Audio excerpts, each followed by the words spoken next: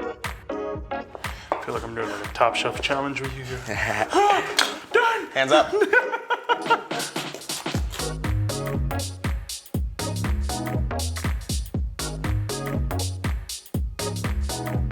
Hey Justin, I'm so glad to be here with you, man. Thanks for being here, man. It's always good to see you. Let's just talk a little bit about what we're making today. Today we're gonna make sukiyaki. It's a very, very classic Japanese kind of one-pot dish. It was really the introduction to Japanese food I used to give my friends growing up. I'd always want to invite my friends to my grandma's house and have her make them sukiyaki.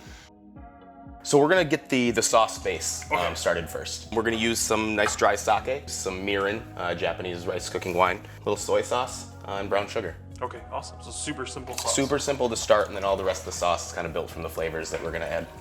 I'd love to know more about your background. I really got into food by spending time in the kitchen with my grandmothers. I've got a grandma from Japan, I've got a grandpa from Norway, and then I've got another grandma with roots out of Mississippi, so I had a very, very diverse food culture growing up. Is there a reason why you use brown sugar over white sugar? I mean, I generally prefer brown sugar. I kind of like that molassesy flavor. It's just more full. You get more than just sweet, you know? It's much more of a well-rounded flavor. Awesome. And you are brown sugar. And I'm brown sugar. Yeah, so you are are. you. Yeah, you are. Oh, stop it. You're light brown sugar. Yeah, I'm more the light, you know, stuff.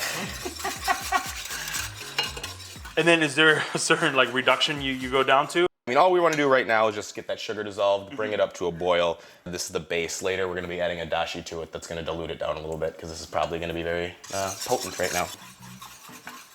So, Chef, we got the sauce going. Yep. What are the next few steps that we got? Right now, we're just going to kind of start doing some knife work and getting all of our veg prepped up. Could we go through some of these ingredients here? It looks beautiful, by the way. Yeah, I mean, it's pretty classic ingredients. We have thinly sliced ribeye, shingoku, or a chrysanthemum green, shiitake mushroom that will rehydrate, shirataki noodles, or it's a yam noodle, napa cabbage, enoki mushroom, firm tofu, scallion. I love using this kind of cabbage. I think just because on the bottom, that texture is a little heartier. With this dish, what does it represent in Japanese culture? So it really represents family time and just kind of togetherness. There's actually a special stove that it's made to be cooked on that's usually built into the coffee table in the living room. The whole family sits on the floor around the table. Everybody kind of adds the ingredients together, and it's really just a dish made for, you know, spending time together. There are Hmong dishes that are exactly like this. A few things are a little different, but same concept. Right, and I think most cultures that have especially strong family backgrounds all have their version of this kind of one pot, you know, hearty, you know, family meal. Next we have our enoki mushrooms here. One of the reasons I love to use enoki is it's really for the texture. I mean, they have an amazing ability to absorb whatever flavor that they're in, and they just give a really awesome, nice, chewy texture to any dish. What do you love about cooking? You know, it's really, I mean, for me, it's an art form. You know, it's really the way that, you know, I get to express my, you know, my art, my love, and it's really just it's a great way to communicate with people and bring people together. I find myself tending to use a lot of unique food combinations. I think I have a lot of different points to reflect back on from my childhood, just to, you know, having these meals where we'd have collard greens and sushi and, you know, and lefse all at the same dinner. But, you know, my passion foods are really Southern and Japanese, so I try and fuse those when I can or keep them pure and separate at the same time. Looks like we're getting hot in there. And we're gonna throw the whites of the scallions and kind of toast those up. There we go. And you're just trying to really just draw out that flavor. Exactly, just releasing a lot of those aromatics out of the onions. You can already kind of smell it there. So we're gonna add in our soy sauce, mirin, brown sugar mixture here. Remember, we talked about soaking those shiitake mushrooms. I recommend no matter what, anytime you're using dry shiitake mushrooms and you soak them, save this liquid. Yeah, because that's all the flavor, the All the umami, flavor. all the umami. We're gonna throw that in. Like you said, it's gonna add some umami and help thin out some of the potency from that mirin and soy. Once this starts to come to a boil, we're gonna start slowly adding all of our ingredients. Now, one thing very traditional with sukiyaki is everything kind of stays separated in the pot. So, you know, you'll do a thing of cabbage, you'll have your noodles, you'll have your greens, and you kind of build everything around. So then when the family's eating, everybody can kind of just take which pieces that they want. And one of the things I've started noticing with all the ingredients in this is it's a very light dish. Yes, it's hearty and light at the same time. It's a great cold weather dish. But yeah, it's not, you know, you don't need a nap immediately after. I mean, where you could take it. You could take it. I mean, I'm always down for a nap, don't get me wrong. But. And then finally, we will add our yam noodles.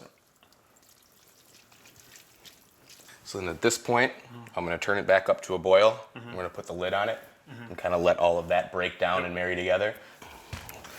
See you in about 7 minutes. Okay, chef, so we're ready to go? Yeah, it looks pretty ready to me. Actually, I decided to invite the person who kind of inspired this dish for me. Okay. Hi, Grandma. Hi. How are you? Fine. Thanks for coming over. This is Chef Yia. Nice to meet you, Grandma.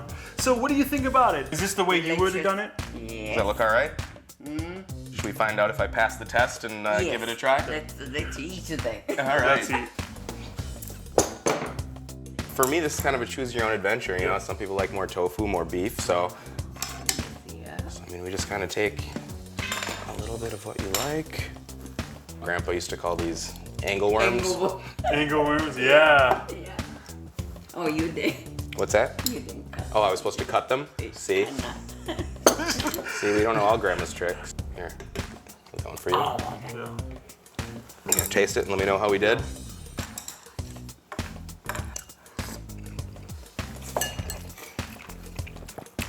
I think I did all right. What do you think there, Chef? This is so good. It's so comforting. Yes, Yeah. yes. Awesome. Glad you like it, Chef. Thank you. How about you? Surprise.